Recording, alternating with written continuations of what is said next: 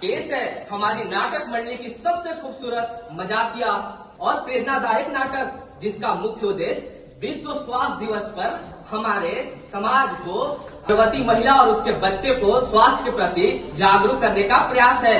तो चलिए हम नाटक की शुरुआत करते हैं। अरे हमने नाटक के पात्रों से तो आपका परिचय ही नहीं कराया। सबसे पहले मेरा नाम तो अभी है ही नहीं। वो रही मेरी माँ भाविका, जिसके गर्भ में अभी हूँ मैं। वो रहे मेरे पिता अमर। वो रही मेरी प्यारी दादी सुधा। और वो है मेरी प्यारी मासी मेघा। और ये है मेरी गर्भवती बुआ सुषमा। तो चलिए नाटक का पहला दृश्य सास बहू और घर। तो लीजिए पेश है। ये ना शिष्मा बिटिया, ये तुम्हारे लिए, ताकि तुम्हारा बच्चा और स्वस्थ रहे। हाँ माँ, आप चिंता मत करो, सब ठीक होगा। हाँ, आपका बच्चा होगा। खड़ी खड़ी क्या देख रही है? जा जाके अपना काम कर। दीदी आप रहने दो, आप देख रहे हो और इस समय आपको आराम की बहुत जरूरत है। हाँ, ये महारानी तो ठहरी घर का काम नहीं करेगी क्या? माँ जी आप समझती क्यों नहीं है? भाभी कभी 6 महीने पेट से है। हमारी सास ने तो हमें बैठने नहीं दिया, ये भी वही काम करेगी। आपका जमाना और था, आप मेरी बहन को बहू बना के लाई है, नौकरानी नहीं। देख रही हो सुषमा बिटिया कितना बोलने लगी है हमसे। हाँ माँ, तुम ठीक कह रही हो, ये गलतियाँ भी बड़ी बोल रही है। अपनी बेटी को तो आप लाड दुलार कर रही हो और मेरी बहन से काम करवा रही हो। सुषमा, हमारे घर में बिल्कुल दखल मत दो। ठक अमर बेटा जाओ तो, कौन आया है? जी माँ।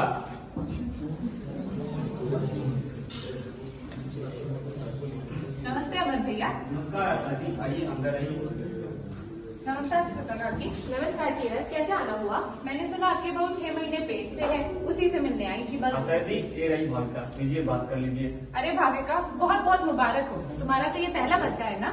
इस समय तुम्हें सही पोषण और समय समय पर डॉक्टर से जांच करानी चाहिए। लेकिन गाँव में तो सब लोग अस्पताल जाना जरूरी नहीं। अरे अस्पताल जाने की कोई जरूरत नहीं है, तो आजकल का जमाना है, हमारी तो दाई माँ ही काफी होती है। अरे सुधा काकी, मेरी दीदी ने भी घर में ही बच्चा दिया था, लेकिन सही पोषण न मिलने के कारण उनका बच्चा बच नहीं सका। सर जी, आप करिए तो हम अस्पताल जरूर जाएंगे। हाँ, तुम तो जाओगे, ये जोर का गुलाम जो ठहरे। माँ, सरकार का मुफ्त में इलाज करिए तो हम अस्पताल जरूर जाएंगे। जाओ जो करना है, हमारी सुनता ही कौन है। तो देखा आपने कैसे आशा दीदी के प्रेरणा स्रोत हमारी माँ भाविका और हमारे पिता अमर प्राथमिक स्वास्थ्य केंद्र जाने के लिए तैयार हो गए हैं। तो चलिए आप नाटक का दृश्य दूसरा, प्राथमिक स्वास्थ्य केंद्र।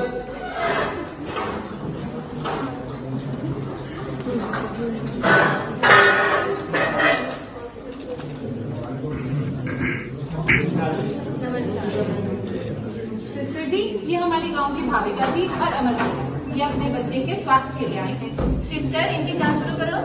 आइए भाविका जी, यहाँ पर बैठिए।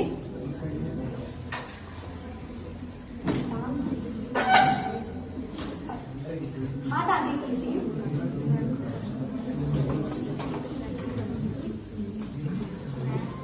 अमर भैया, क्या आपको पता है माँ की सेहत बहुत इम्पोर्टेंट है बच्चे के लिए। लंबी लंबी सांसें लीजिए, आंखें बंद कीजिए। सिस्टर जी लीजिए। अच्छा हुआ आशा जी जो आप इन्हें सही समय पर अस्पताल ले आए।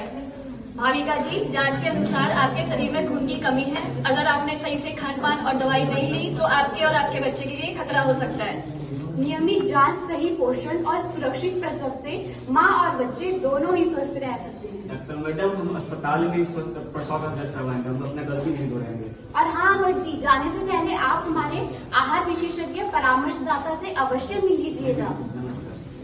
आइए मैं आपको लेके चलती हूँ।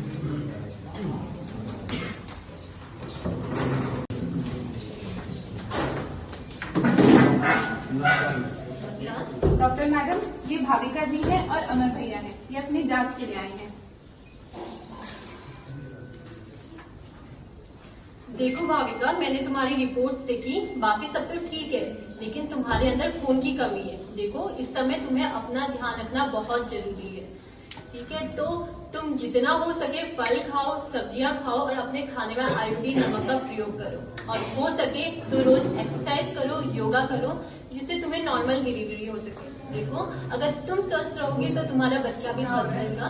तो अमर भैया, आप इनका ध्यान रखिएगा। जी बिल्कुल, मैं आपको बातों का पालन करूंगा। नमस्कार।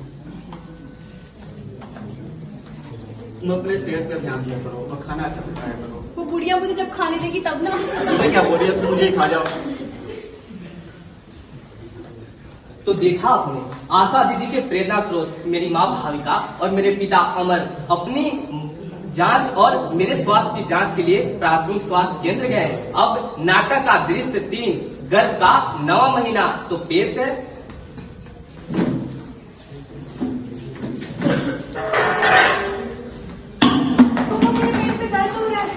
दीदी आप घबराइए मत, लगता है आपको प्रसव पीड़ा शुरू हो गई है। मेघा, तुम भाग कर ख्याल रखो। अभी हम आशा दी को कॉल करते हैं, तुरंत अस्पताल चलेंगे। हेलो आशा दी।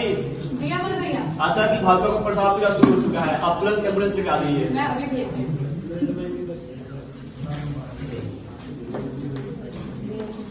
सरकार के मुफ्त एम्बुलेंस सेवा के तहत मेरी माँ भाविका, पिता अमर एम्बुलेंस पे चढ़ के प्राथमिक स्वास्थ्य केंद्र जा रहे हैं। तो आगे का दृश्य।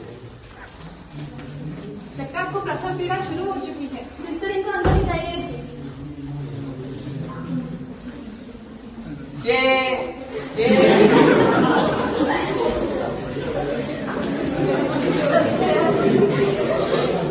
बधाई हो, बालिका को बेटी हुई है। अच्छा हुआ जो तुम इन्हें सही समय पर अस्पताल ले आए, जिससे माँ और बच्चे को कोई समस्या नहीं हुई।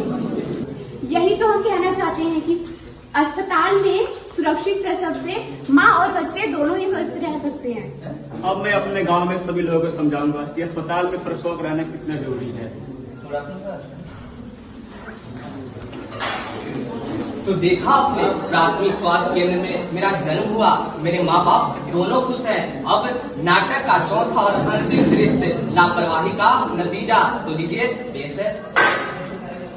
सुनो, मेरा बहुत ज्यादा दर्द हो रहा है। अमर बेटा, जल्दी आ, देख मेरी बहन को क्या हुआ है। मुझे लगता है सुषमा को प्रसाव पीड़ा शुरू हो गया है, तुरंत इसे अस्पताल चलो। अस्पताल जाने की कोई जरूरत नहीं है, जाओ जल्दी गाँव की दाई माँ को बुलाओ। माँ, अस्पताल जाना जरूरी है, कहीं कुछ ऊपर नीचे हो गया तो। कुछ ऊपर नीचे नहीं होगा, जो जितना बोला जाए उतना करो, जाओ जल्दी। जैसे तुम बोलूंगा।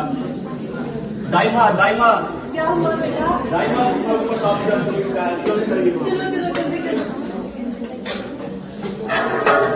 देखो तो क्या हुआ है सुषमा को। दाई माँ, आज मेरे पेट में बहुत ज्यादा दर्द हो रहा है। सुधा बहन, इसकी हालत बहुत खराब है और इसका बहुत खून भी बह चुका है। मैं इसे नहीं बचा सकती, तुम्हें इसे अस्पताल ले जाना पड़ेगा। मैं भी बुलाती हूँ। अमरदीप, अपनी बहन को लेके जाना पड़ेगा। जल्दी चलो सुषमा का अस्पताल। जल्दी चलो। सिस्टर, इनको अंदर ले जाइए।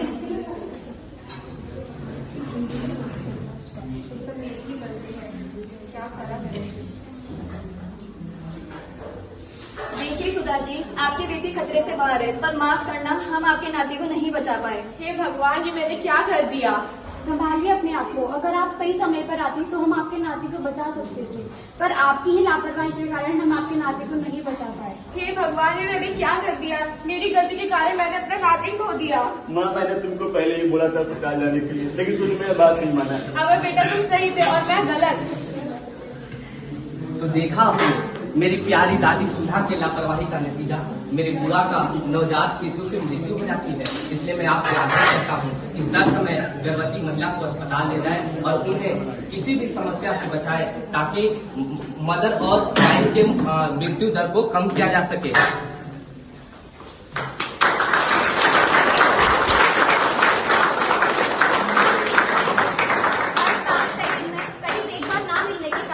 नवजात शिशु की मृत्यु हो जाती है। जन्म के 1 महीने के अंदर टीकाकरण नहीं लेने के कारण लगभग 20 लाख बच्चों की मृत्यु हो जाती है। हर वर्ष लगभग 3 लाख गर्भवती महिलाओं की मृत्यु सही पोषण और देखभाल न मिलने की वजह से हो जाती है। जन्म के समय 20 लाख बच्चों की मृत्यु सही समय पर अस्पताल न पहुंचने के कारण हो जाती है। 47% महिलाओं की मृत्यु ऑब्स्ट्रिक हैमरेज के कारण हो जाती है। तो इसलिए गर्भवती महिला और उसके बच्चे का रखे ख्याल, सही समय पर पहुंचाए उन्हें अस्पताल। धन्यवाद।